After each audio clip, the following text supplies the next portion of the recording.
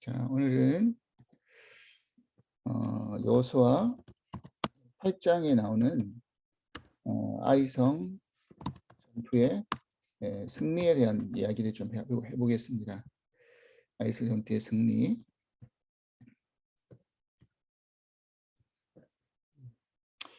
우리는 여호수아 7장에서 이스라엘 백성들이 아이성 전투에서 패배했던 이유와 원인에 대한 이야기를 두 주에 걸쳐서 이야기를 나누었죠. 사실 아이성이라는 이 성의 규모는 그 여리고 성에 비교해서 한 10분의 1 정도의 규모밖에 되지 않았어요. 그러니까 두 가지 이유였죠. 첫째는 저들이 그 아간이라는 사람의 죄로 말미암아 대표성을 가진 유다 지파의 소속이었던 아간의 죄로 말미암아 하나님의 언약을 어기고 그로 말미암아 하나님이 그 아이성 전투에서 함께하지 않음으로 말미암아 결국 지게 되었죠.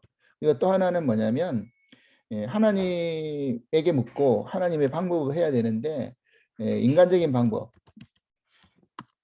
다시 말해서 힘의 논리로 계산을 했어요. 그래서 저 정도면 여리고성도 저 큰 성은 우리가 무너뜨렸는데 아이성은 여리고성이 한 10분의 1 정도고 인원도 얼마 안 되는데 저 정도면 한 몇천 명만 가지고 가도 충분히 이길 수 있다라는 힘의 논리와 세상적인 어떤 논리와 방법을 가지고 갔기 때문에 그 싸움에서 지게 되었죠. 그래서 하나님은 여리고성을 이제 함락시켰던 방법을 보면 상징성을 가지고 있죠. 첫 번째 가나안의 첫 번째 첫 전투고 첫 전투에서 어떤 방법이었습니까? 순전히 그 이스라엘 백성들이 했던 거는 다른 거 하나도 없어요.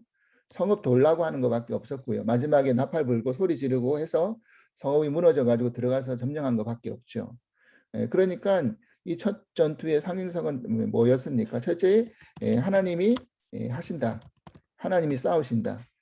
하나님께서 모든 가나안 전투 가운데 이끌어 가신다라는 것을 보여주는 것이 상징성이었어요.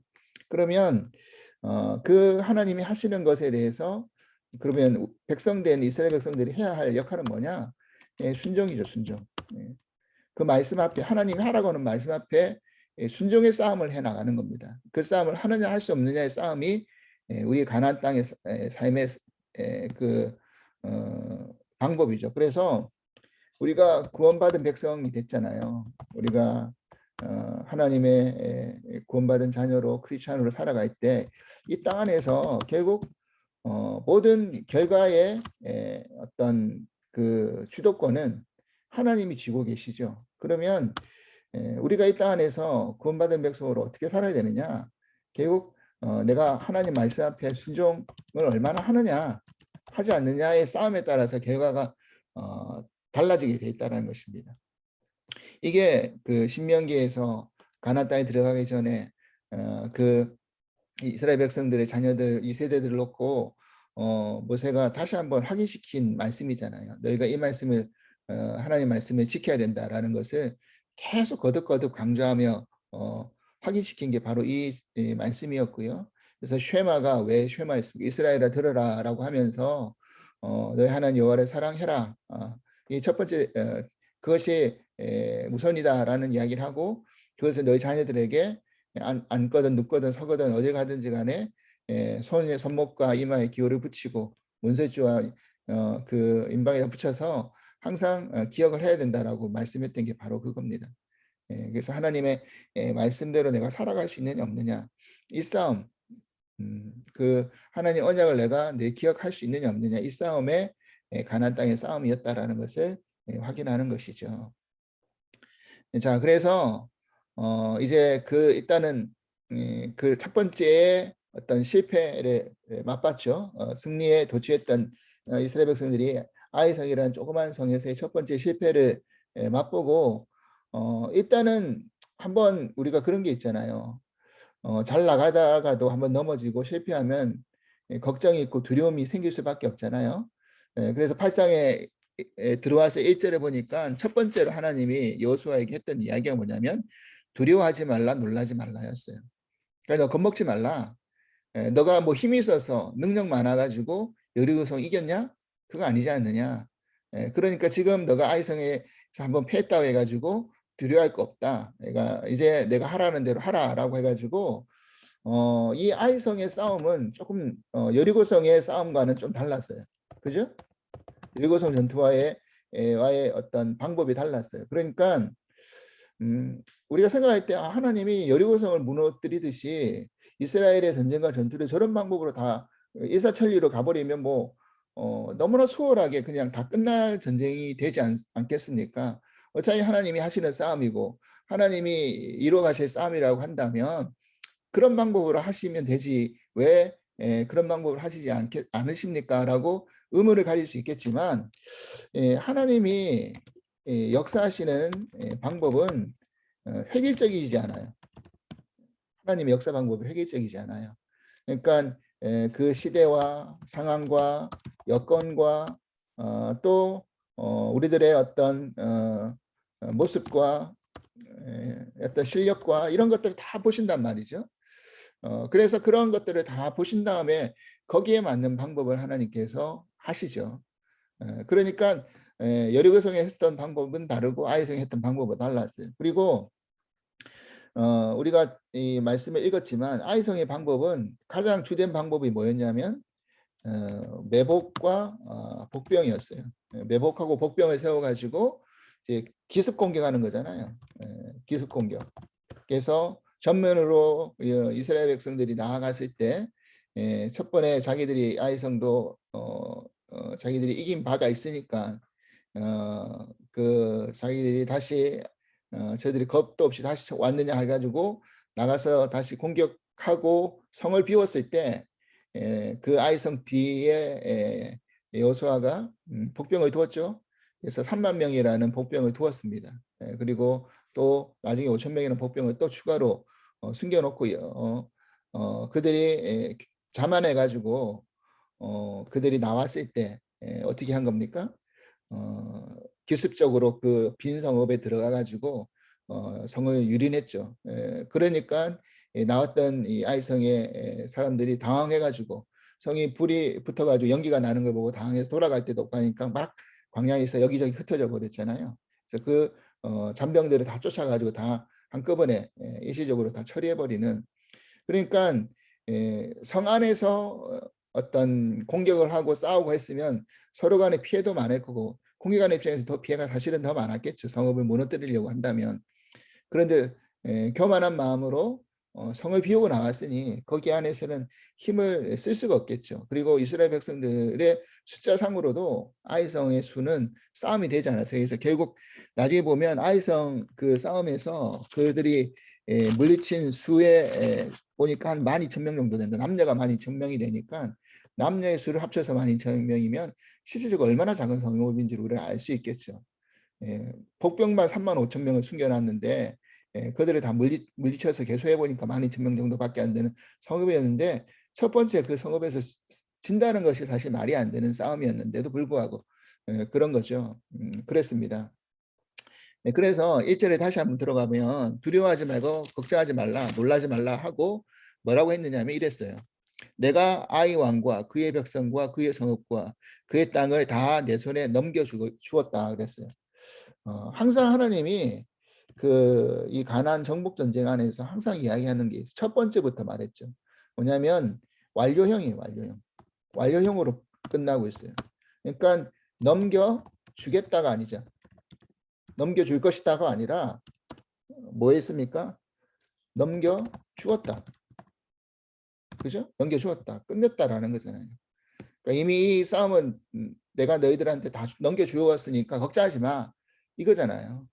그러니까 이것이 보면 하나님이 우리가 한번 실패를 하고 어떤 낙심을 할 때 하나님은 우리에게 용기를 주시고 위로를 주시지만 걱정하지 마 놀라지 마 라고 용기하고 위로를 주시지만 그냥 단순히 그냥 말로만 걱정하지 마 놀라지 마라고 용기하고 위로를 하신 게 아니라 하나님은 어떻게 하시는 겁니까? 약속하시고 확실하게 어떤 그 결과물을 우리들에게 주신다라는 거예요. 이게 다른 거죠. 세상 안에서 우리가 할 수 있는 방법은 사실 누가 어려움을 당하고 또 힘든 일이 있을 때 우리는 해줄 수 있는 게 사실 그렇게 많지 않음을 알 수 있습니다. 뭘 해줄 수 있겠습니까? 근데 하나님께서는 어떻게 하는 겁니까? 확실하게 그 해결책과 방법을 하나님이 아시고 우리들에게 제시해 주신다는 것. 그게 다른 점이라는 것입니다. 그래서 이때 하나님은 어떤 걸 하셨냐면 약속, 언약을 뭐 하신 겁니까? 다시 갱신하신 것이죠. 그러니까 하나님이 말씀하셨던 언약을 상기시켜 주시는 겁니다. 이건 우리가 어떤 믿음 생활 안에서 이 원리가 동일하게 다 적용이 돼요. 대표적으로 믿음의 조상이었던 아브라함이 한번 실패했죠. 어떤 실패를 했습니까? 뭐 실수했죠. 실패라기보다는 믿음의 실패죠. 사실은 하나님의 약속을 믿지 못하고 육신의 자녀 이스마엘을 낳았잖아요. 하나님은 그래서 19년 동안 침묵하셨죠. 다시 나타나셔가지고 뭐 하셨습니까? 언약을 갱신하셨죠. 언약을 갱신하신 다음에 할례를 명하셨죠. 그래가지고 낳은 아들이 뭡니까? 약속의 자녀, 언약의 자녀 이삭을 낳았잖아요. 이런 방법이라는 것입니다. 우리가 때로는 신앙 안에서 실패하고 넘어지고 좌절하고 뭐 이런 게 있다 할지라도 하나님은 그 시편 37편 24절에 보면 우리가 넘어지는 아주 엎드러지지 않은 것은 하나님이 우리의 손을 붙들고 계십니다라는 말씀이 있거든요. 그러니까 때로는 우리가 신앙생활 하다가도 실족할 수 있죠. 넘어질 수 있죠. 시험 들어서 좀 우리 신앙이 다운되고 항상 좋을 수만은 없잖아요. 그래서 우리 신앙이 열심히 사라지고 이럴 때도 있을 그 열정이 식을 때도 있고 그죠? 마음이 이렇게 주저앉을 때도 있고 있다라는 거죠. 근데 우리가 하나님이 우리 손을 붙들고 계시다라는 것을 믿으면 하나님 우리를 일으켜 주신다라는 겁니다. 그래서 그 일으켜 주실 때는 항상 뭘 하시는 겁니까? 언약을 다시 떠오르게끔 만드시는 거죠. 그래서 우리 신앙이라는 것이 그런 것 같아요. 어떤 목사님이 그런 말씀하셨는데 신앙은 기억하는 거다. 뭘 기억하는 것일까요? 하나님의 말씀과 언약을 기억하는 것이다. 그죠? 하나님과 말씀과 언약을 기억하면 우리가 신앙 안에서 얼마든지 회복할 수 있고 다시 힘을 낼 수 있는 그 방법을 얻을 수 있다는 것을 우리들에게 알려주시는 것이죠. 그래서 기억해야 된다. 언약을 기억해야 된다. 그렇게 하시고 이 1절이 바로 그 언약 갱신입니다. 그래서 이제 다시 가라. 놀라지 말고 두려워하지 말고 다시 가라. 내가 아이성의 모든 사람들과 성과 모든 이들을 내가 다 넘겨주었다. 이렇게 이야기하셨죠. 그리고 그 다음에 조금 다른 이야기를 하셨어요. 2절에 보면 뭐라고 이야기하느냐면 너는 여리고와 그 왕이 행했던 같이 아이와 그 왕들에게 행하지만 한 가지 다른 점이 하나가 있어요. 뭐였냐면 오직 거기서 탈취한 물건과 가축은 스스로 가져라 그랬어요. 이게 다르죠. 여리고성에서는 어떻게 했습니까? 탈취한 물건들 싹 다 어떻게 하는 겁니까? 다 멸하라 그랬잖아요. 남겨두지 말라 그랬어요. 그런데 이 아이성에서는 너희가 이기고 난 다음에는 어떻게 하라고 했습니까? 물건과 가축은 스스로 가지게 했어요. 자, 그러니까 우리가 이거죠.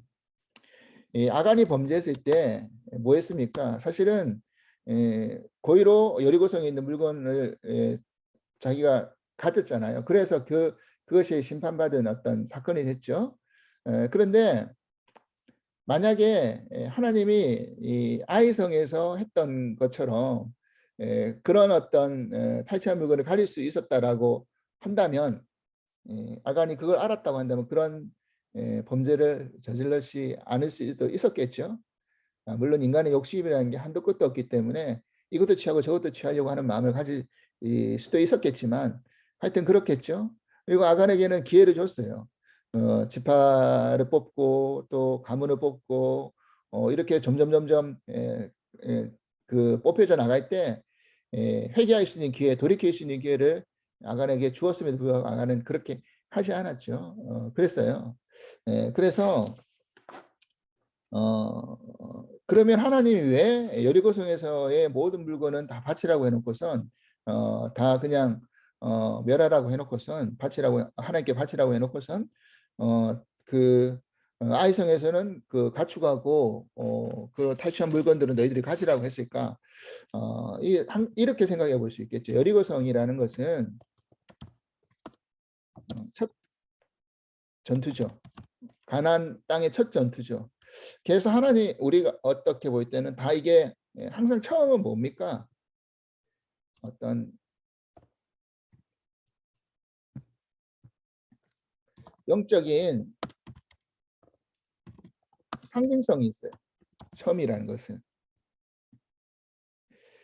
뭘 상징하는 거냐면 항상 첫 열매는 우리가 어떻게 되죠? 하나님 앞에 드리는 거잖아요. 그러니까 그게 어떤 상징성이잖아요. 어떤 상징성입니까? 이 열매의 모든 것은 하나님 우리들에게 허락해 주셨기 때문에 얻을 수 있었던 것입니다. 그래서 처음 얻은 열매를 하나님 앞에 드림으로 말미암아 이것이 하나님의 것입니다라는 것을 우리가 고백하는 행위로서 첫 열매를 드리는 거잖아요. 그래서 첫 전투 안에서 얻었던 그 모든 것들 결국 그 여리고성 싸움이 어떤 결과로 어떻게 이기는지를 우리는 아니까 그게 너의 힘으로 너의 능력으로 너의 실력으로 이긴 싸움이 아니고 하나님이 해주시고 하나님이 이기게 하신 싸움이었기 때문에 하나님 앞에 모든 것을 드리는 것은 당연한 거죠. 그죠? 그래서 첫 전투에 얻었던 그 모든 탈취물들 그것들은 다 하나님 앞에 바치게 되는 것이죠. 이것이 상징성을 가지고 있는 겁니다. 그리고 이제 아이성부터는 어떻게 한 겁니까? 탈취물하고 가축들은 너희들이 이제 가져라. 그런 것을 하나님이 허락해 주신 거죠. 그래서 우리가 알 수 있어야 된다는 사실입니다. 자, 그 다음에 또 중요한 건 뭐냐면 8장에서요. 보면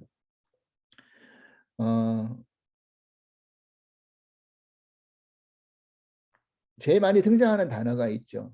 그 단어가 뭐냐면 매복이고 복병이라는 단어예요. 근데 이 단어의 히브리어 단어의 의미가 뭐냐면 원어의 의미가 어떻게 쓰냐면요. 아라브라는 단어를 씁니다. 그 어원이 아라브에서 나와요. 근데 이 아라브라는 의미는 무슨 뜻이냐면 어떤 매복하는 진지에서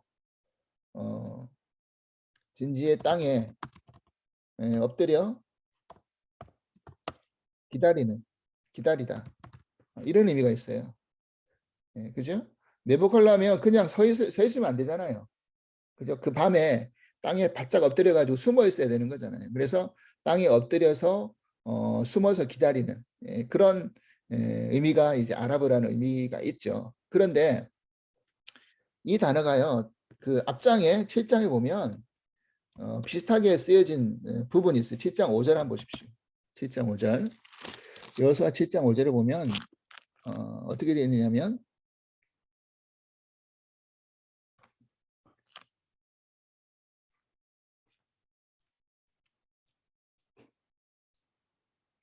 아, 5절이 아니라 7장 6절입니다. 6절 보면 이렇게 되어 있어요. 여호수아가 옷을 찢고 이스라엘 장로들과 함께 여호와의 궤 앞에서 땅에 엎드려 머리에 티끌을 뒤집어 쓰고 저물도록 있다가라는 말씀이 있죠. 자, 여기서 어떤 단어가 등장하느냐면 여호와의 궤 앞에 땅에 엎드려라는 단어가 있죠. 궤 앞에서 땅에 엎드려라는 단어가 있습니다. 이게 바로 아랍어예요. 아랍어. 그러니까 여호수아가 왜 여호와의 궤 앞에서 땅에서 엎드렸습니까? 아이성 전투에 패배한 다음에 이런 것을 했죠. 그건 뭡니까? 그것은 땅에 엎드렸다, 엎어졌다. 이거는 뭘 상징하는 것일까요?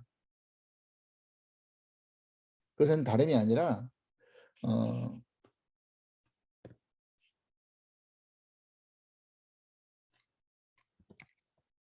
겸손과 회개를 상징하는 거예요. 그죠? 그래서 이 아라브가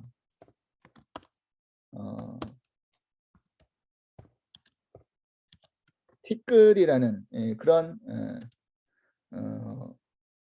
말로도 이렇게 뜻이 있는데, 이 티끌이라는 게 결국 땅에 흙처럼 된다, 흙처럼 되었다라는 그런 의미가 되죠.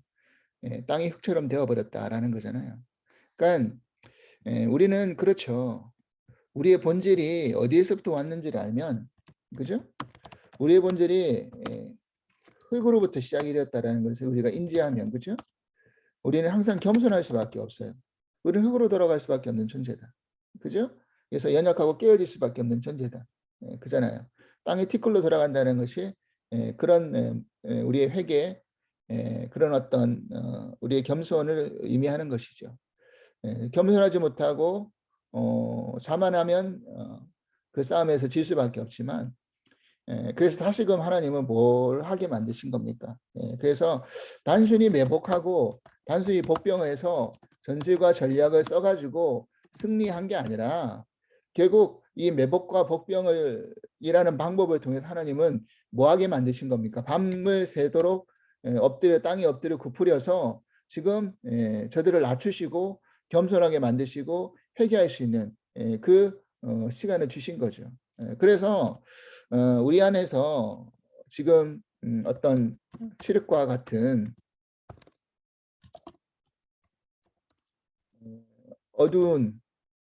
어둡고 어려운 문제가 있을 때 우리에게 하나님이 어떤 시간을 주시느냐면, 땅에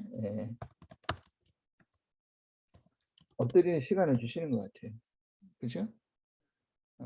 우리 겸손하게 뭐가 문제였는지, 뭐가 잘못이었는지 밤을 새도록, 그죠?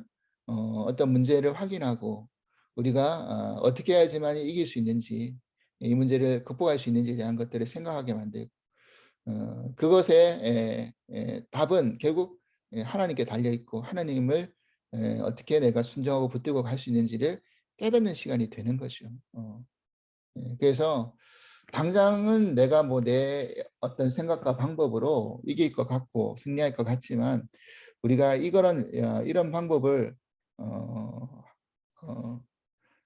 만드시고 택하게끔 하신다라는 것을 우리가 좀 기억해야 될 것 같습니다. 그죠? 그래서 가장 어두운 시간은 결국 곧 밝음의 시간이 다가오고 있다는 또 다른 하나의 반증이니까요. 그죠? 그래서 지금 우리가 코로나 때문에 굉장히 힘들고 어려운 시간을 2년 넘게 보내고 있지만, 끝날 것 같았는데 다시 변이 바이러스가 일어나 가지고 또 안 끝날 것처럼, 연장이 계속 지속이 될 것처럼 이렇게 생각이 들 것 같지만, 저는 이게 이제 제가 지난 주일 예배 때도 광고 시간에 그런 말씀드렸지만, 결국 제일 어두울 때가 이제 곧 끝날 때가 되었다라는 것을 반증하는 또 다른 하나의 신호이지 않을까라는 생각을 하게 됩니다. 그래서 곧 태양이 뜬다, 곧 태양이 떠오를 것이다. 근데 그게 떠올라 버리면 언제 그랬냐는 듯이 모든 것이 사라질 것이다 라는 거죠. 그래서 그런 소망의 아침을 우리가 기다려야 될 것 같고요. 근데 소망의 아침이 올 때까지 하나님은 우리들에게 뭐하게 만드십니까? 땅에 엎드리게 만드시는 것 같아요.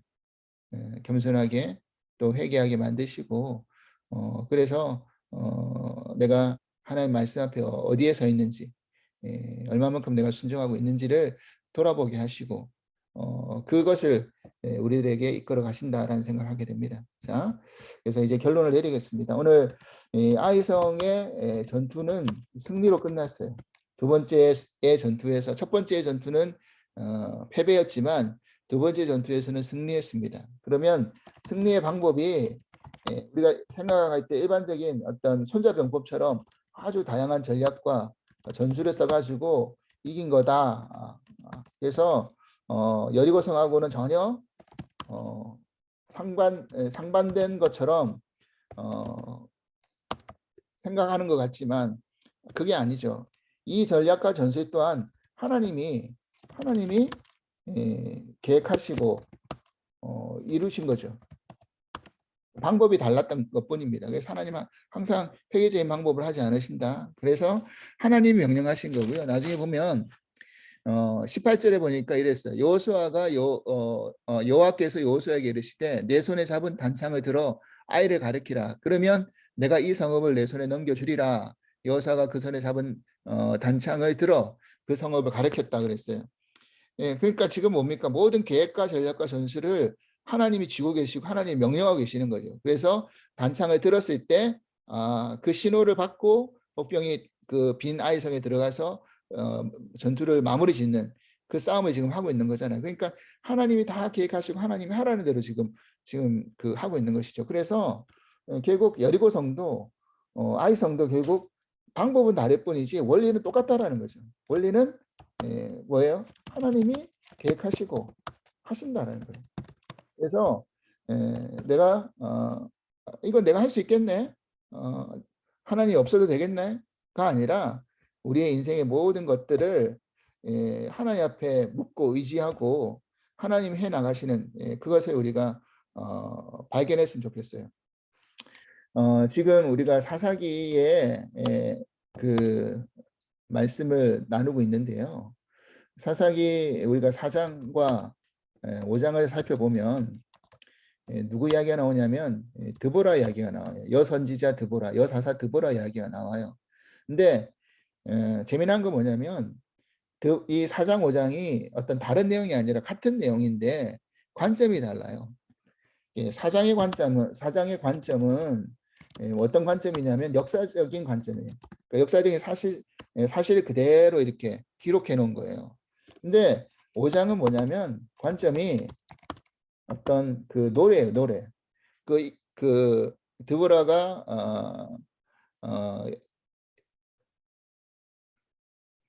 가나안의 하솔이라는 성읍을 점령하고 그 군대장관 시스라를 이겼을 때 바락이라는 사람을 써가지고 그렇게 이기는데 그 사건에 대한 그것을 이제 뭐 하는 거냐면 그 노래로 하나님 앞에 찬송을 올리는 거예요.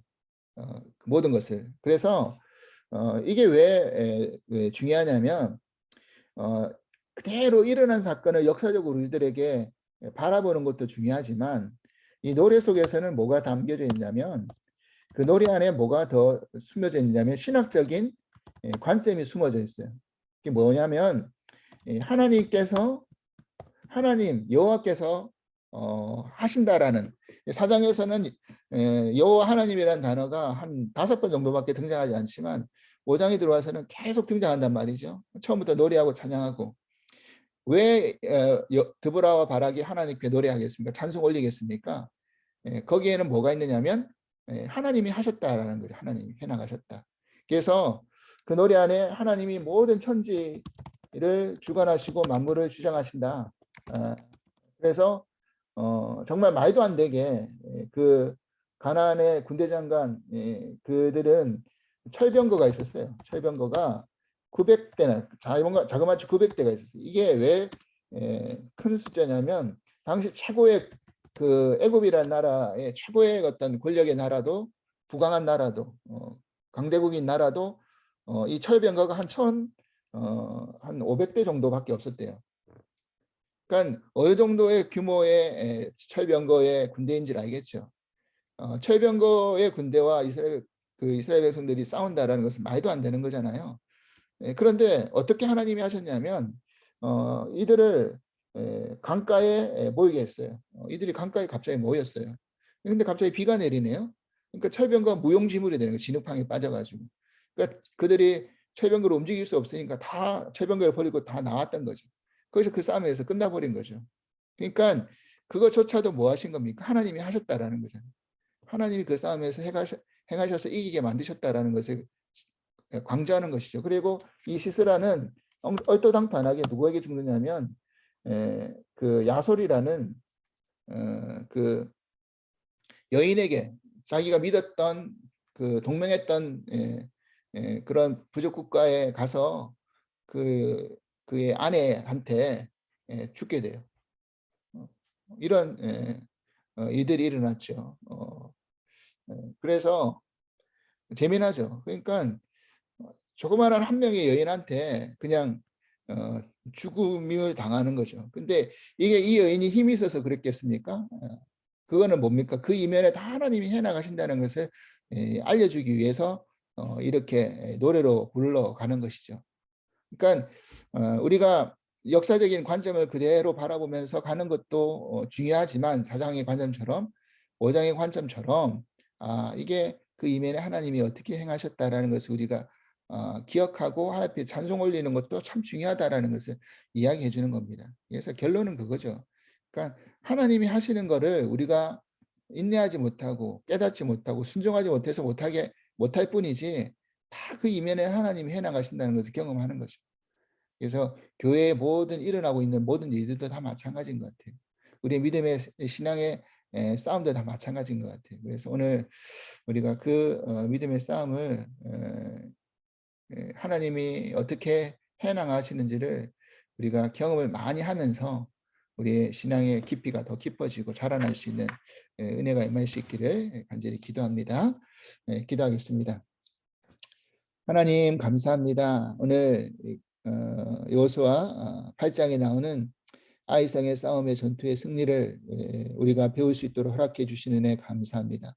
하나님 결국 모든 것은 하나님의 손에 달려 있다는 것을 다시 한번 확인합니다.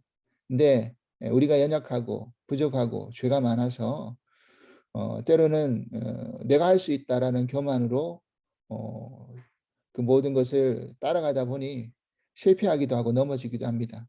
그런데 그때마다 하나님이 우리를 다시 세우시고 회개하고 돌이키게 만드시고 언약을 다시 갱신해 주셔서 우리들에게 다시 한번 그 언약을 확인시켜 주시고 기억하게 만들어 주십니다.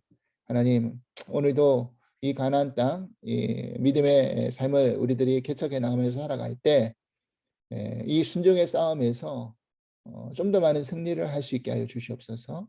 하나님의 말씀을 내가 얼마나 순종하느냐에 따라서 우리 인생의 결과물이 달라진다는 것을 기억하고 우리가 그 순종의 싸움에서 더 성숙되고 성장할 수 있는 은혜를 허락하여 주시옵소서. 감사하며 예수 그리스도 이름으로 기도합나이다. 아멘. 수고하셨습니다. 감사합니다.